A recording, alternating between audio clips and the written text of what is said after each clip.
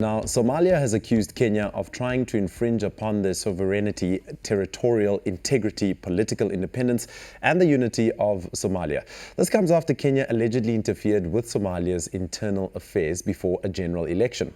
On Monday, Somali Information Minister Osman Dabe announced that Somalia had ordered all its diplomats in Kenya to return, while Kenyan diplomats have been given 7 days to leave Somalia.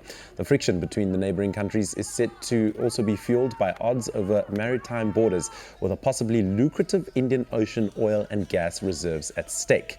Kenyan Foreign Minister spokesperson Cyrus Oguna has since said that the government had set up a committee to seek a solution to the diplomatic row. Joining us to discuss this further, we're joined by independent Africa analyst Jean Bwasa. Jean Bwasa, thank you for your time and thank you for joining us on Weekend Dawn. Now, what does this separation from Kenya actually mean for Somalia? Well, I do think that there are so much to be said about Africa as a whole. And if all these African liberators of the 1960s were to rise today, they will see so much disunity, division in Africa.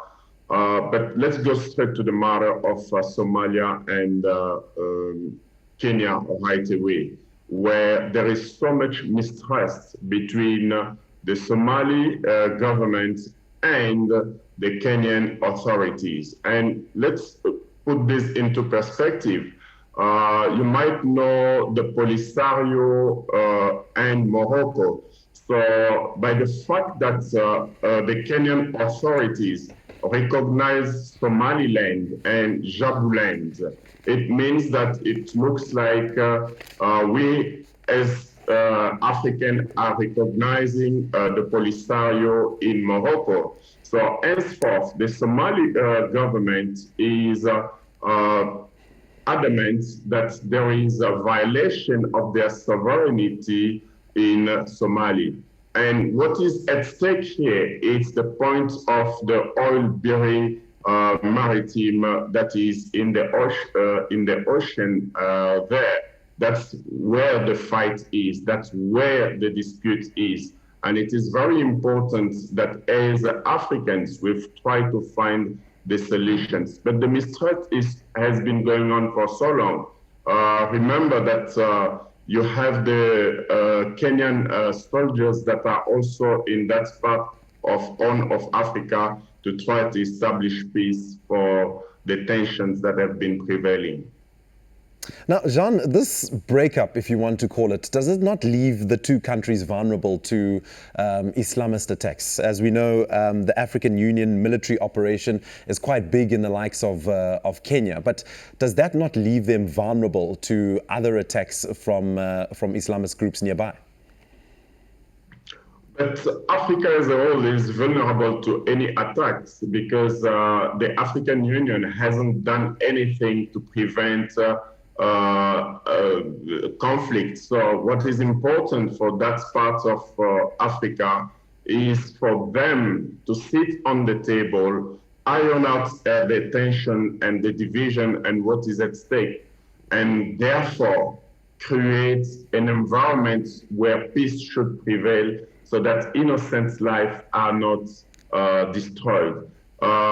The Islamists, and it is very important that we state that these are external forces that we need to normally try to see how to negotiate with them, and if not, the international relations, we call them the UN security forces, should come on board and try to quell the tension between these two countries, and the Islamists should normally bring peace because Islam is not for war or conflict. Islam is there for peace.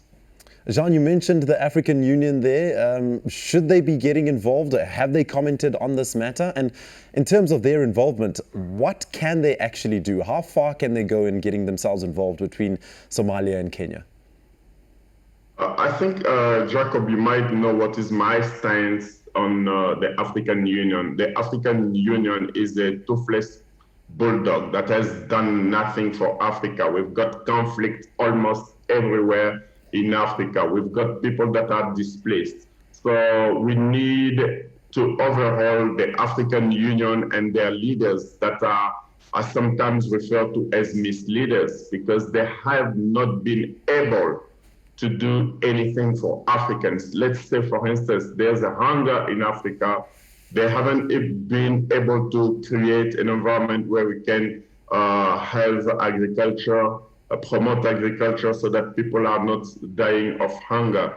They have been creating wars themselves, because let's say in the states of Kenya and Somalia, some countries in Africa looks like they are superior to other countries, and that's what violates the sovereignty of other countries. So it's very important that the African Union be changed. Maybe we need to have the people of the people being those that are going to hold the African Union, some sort of a parliamentary in the African Union. Remember, there's a writer, Ike Ama, who said the beautiful ones are not yet born. So maybe those that are the leaders in the African unions are not the beautiful ones that we are seeing. Now, in terms of what this does for the upcoming elections in Somalia, do you think it'll bring about some instability when it's time to head to the polls next year? Well, Somalia is a sovereign country, and I do believe that Mohamed Abdullahi Mohamed, who has spent now 3 years in power, and that has been almost something that has been achieved with peace, will do everything possible so that the people of Somalia will vote without that instability. We must not promote instability. In fact, as Africans, we must actually ask so that people in Somalia will vote without instability, without insecurity, and go to the polls and choose the leaders that they want without any interference whatsoever from any other country in the world and in Africa particularly. Independent Africa analyst Jean Bwasa, thank you for your time, and thank you so much for joining us on Weekend Dawn. I think we all share the same sentiments that Africans need to be more united, and the African Union itself needs to get heavily involved in trying to unite all these countries, because this is a move that could be going in the wrong direction for both countries and not just for Somalia alone. Again, once more, thank you, Jean Bwasa, for joining us on Weekend Dawn.